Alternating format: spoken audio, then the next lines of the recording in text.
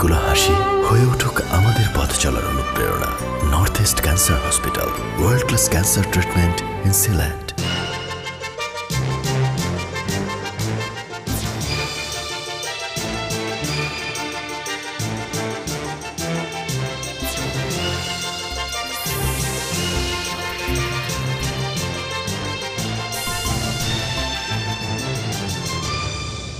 আসসালামু আলাইকুম। আমন্ত্রণ সবাইকে সিলেট স্টুডিও থেকে চ্যানেল এস সিলেটের খবরে। আপনাদের সঙ্গে আছি আমি রোহানা সুলতানা। শুরুতেই জানিয়ে দিচ্ছি প্রধান শিরোনাম। সিলেটে মহানগর মুক্তিযোদ্ধা কমান্ডের কার্যালয় উদ্বোধন। যুদ্ধক্ষেত্রের মুক্তিযোদ্ধারা দেশের শ্রেষ্ঠ সন্তান, তাদের সর্বোচ্চ সম্মান নিশ্চিত করতে হবে বললেন অর্থমন্ত্রী। বিছনাকান্দিতে বেড়াতে এসে পানিতে প্রাণ হারালেন বাংলাদেশ প্রকৌশল বিশ্ববিদ্যালয়ের 2 শিক্ষার্থী।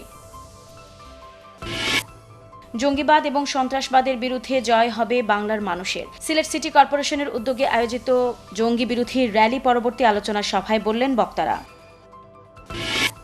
জীবিকার জন্য গাছ, জীবনের জন্য গাছ, এই স্লোগান নিয়ে সিলেটে শুরু হলো 15 দিন ব্যাপী বিভাগীয় বৃক্ষরোপণ অভিযান ও বৃক্ষ মেলা।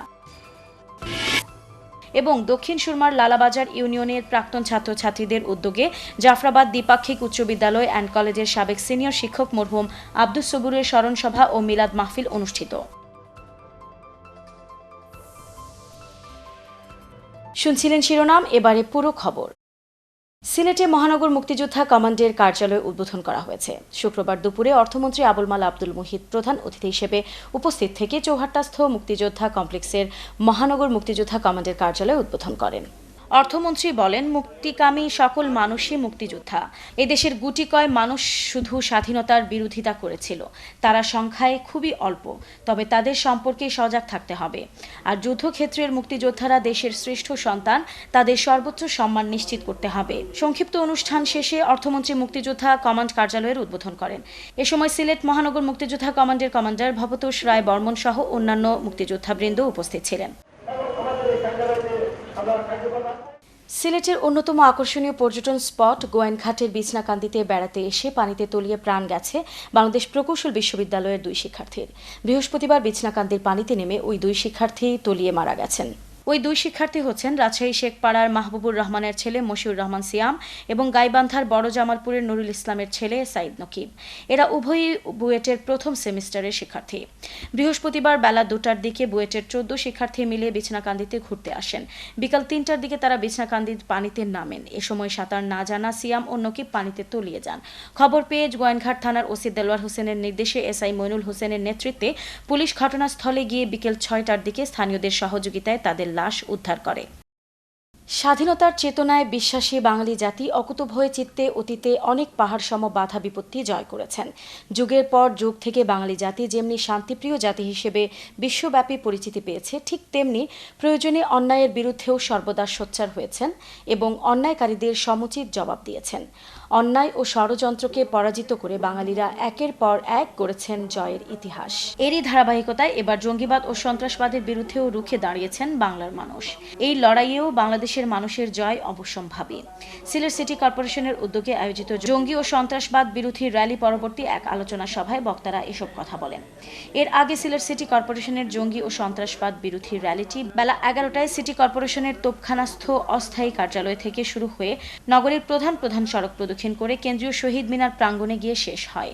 র্যালিতে সিটি কর্পোরেশনের কাউন্সিলর বৃন্দ, সকল পর্যায়ের কর্মকর্তা কর্মচারী বৃন্দ সহ সিলেটের সর্বস্তরের মানুষ অংশগ্রহণ করেন।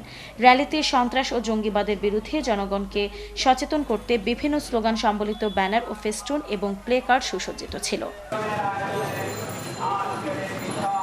জগন্নাথপুরে প্রবাসীদের অর্থায়নে বন্ধু সমাবেশ যুক্তরাজ্য ও হবিবপুর জনকল্যাণ ট্রাস্ট ইউকের সার্বিক সহযোগিতায় এবং সিলেট আইডিয়াল সোসাইটির সার্বিক তত্ত্বাবধানে ফ্রি চক্ষু শিবির এবং খতনা সম্পন্ন হয়েছে। বুধবার সকালে জগন্নাথপুরের একটি কমিউনিটি সেন্টারে ফ্রি চক্ষু শিবির ও খতনা অনুষ্ঠিত হয়। এ সময় প্রবাসী অতিথিদের মধ্যে উপস্থিত ছিলেন শামসুল ইসলাম রাজন, শিমন চৌধুরী, নুরানি বন্ধু সমাবেশ যুক্তরাজ্যের মুখপাত্র মোহাম্মদ ইমরান আহমদ, ভারপ্রাপ্ত মেয়র শফিকুল হক, কাউন্সিলর দেলওয়ার হোসেন, কাউন্সিলর দীপক কান্তি দে, গীতা রানী দে, বজলুর রশিদ চৌধুরী, শাহেদ আহমদ, জাহেদ আহমদ, ডাক্তার মামুন ইবনে মুনিম, ডাক্তার আনন্দ মোহন। ক্যাম্পে ৩০০ জন রোগীকে চিকিৎসা প্রদান করা হয়, যার মধ্যে ৪০ জনের চোখের ছানি অপারেশন করা হয়। ২৬০ জনকে দেওয়া হয় প্রাথমিক চিকিৎসা। ৪০ জন শিশুর বিনামূল্যে খতনা সম্পন্ন করা হয়। অনুষ্ঠানে আগত অতিথিরা জগন্নাথপুরে প্রবাসীদের অর্থায়নে বন্ধু সমাবেশ, যুক্তরাজ্য ও হবিবপুর জনকল্যাণ ট্রাস্ট ইউকের সার্বিক সহযোগিতায় ফ্রি খতনা এবং চক্ষু শিবিরের আয়োজন করায় তাদের প্রতি কৃতজ্ঞতা প্রকাশ করেন। তারা এই ধরনের মহতী কর্মকাণ্ডে যারা সহযোগী হিসেবে কাজ করেছেন তাদেরকেও সাধুবাদ জানান। যুক্তরাজ্য প্রবাসী শাহ ইয়াওয়ার মিয়ার পক্ষ থেকে স্কুল ড্রেস বিতরণ, সংবর্ধনা ও আলোচনা সভা অনুষ্ঠিত হয়েছে। জগন্নাথপুরে পৌর শহরে স্থানীয় ভবের বাজার সংলগ্ন আলহাজ শাহ আব্দুল আজিজ কিন্ডারগার্টেন স্কুল কর্তৃক আয়োজিত আলোচনা সভা ও সংবর্ধনা অনুষ্ঠানের আয়োজন করা হয়। শাহ আব্দুল আজিজ কিন্ডারগার্টেন স্কুলের চেয়ারম্যান আব্দুল মহসিন হীরা মিয়ার সভাপতিত্বে ও একাডেমির প্রধান শিক্ষক জাকারিয়া আহমদের পরিচালনায় সভায় স্বাগত বক্তব্য রাখেন গোলাম সরওয়ার।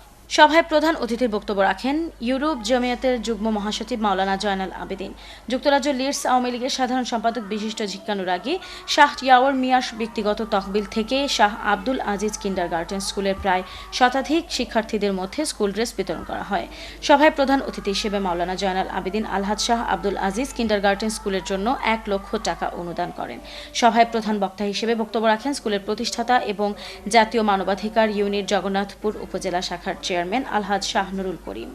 বিশেষ অতিথি ছিলেন জাতীয় মানবাধিকার ইউনিট জগন্নাথপুর উপজেলা শাখার সহ সভাপতি জনাব হাবিব ওমর কুরেশি, জাতীয় মানবাধিকার ইউনিট জগন্নাথপুর উপজেলা শাখার সহ সভাপতি কবির উদ্দিন, পিজিপি নিউজের বার্তা সম্পাদক হিফজুর রহমান তালুকদার, জিয়া সহ আরও অনেকে। বড়ইকান্দি ১০ নম্বর রোডের বাসিন্দা বড়ইকান্দি মাদ্রাসার গভর্নিং বডির সভাপতি হাজী মোহাম্মদ আব্দুল গফুর শুক্রবার ভোরে ঢাকার একটি হাসপাতালে ইন্তেকাল করেছেন। ইন্না লিল্লাহি ওয়া ইন্না ইলাইহি রাজিউন। হাজী আব্দুল গফুর ছিলেন একজন নিবেদিত প্রাণ সমাজসেবক। মৃত্যুকালে তার বয়স হয়েছিল ৭৪ বছর। তিনি মাদ্রাসা ছাড়াও বড়ইকান্দি জামে মসজিদের মোতাওয়ালি ও কদমতলী ফল মার্কেটের সভাপতি ছিলেন। হাজী মোহাম্মদ আব্দুল গফুর জীবদ্দশায় একজন সদালাপী ও মার্জিত ব্যবহারের অধিকারী ছিলেন। এছাড়াও তিনি মৃত্যুর আগ পর্যন্ত সমাজ উন্নয়নে বিভিন্ন সংগঠনের দায়িত্ব পালন করেন। শুক্রবার হাজারো মানুষের উপস্থিতিতে বড়ইকান্দিতে তার পারিবারিক কবরস্থানে জানাজা শেষে তাকে দাফন করা হয়। মৃত্যুকালে তিনি ৬ ছেলে ৬ মেয়ে সহ অসংখ্য আত্মীয় স্বজন ও গুণগ্রাহী রেখে গেছেন।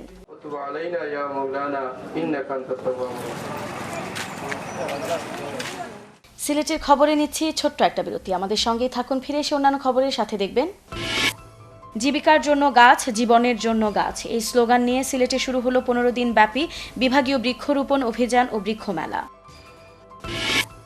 এবং দক্ষিণ সুরমার লালাবাজার ইউনিয়নের প্রাক্তন ছাত্রছাত্রীদের উদ্যোগে জাফরাবাদ দ্বিপাক্ষিক উচ্চ বিদ্যালয় অ্যান্ড কলেজের সাবেক সিনিয়র শিক্ষক মরহুম আব্দুস সবুরের স্মরণ সভা ও মিলাদ মাহফিল অনুষ্ঠিত।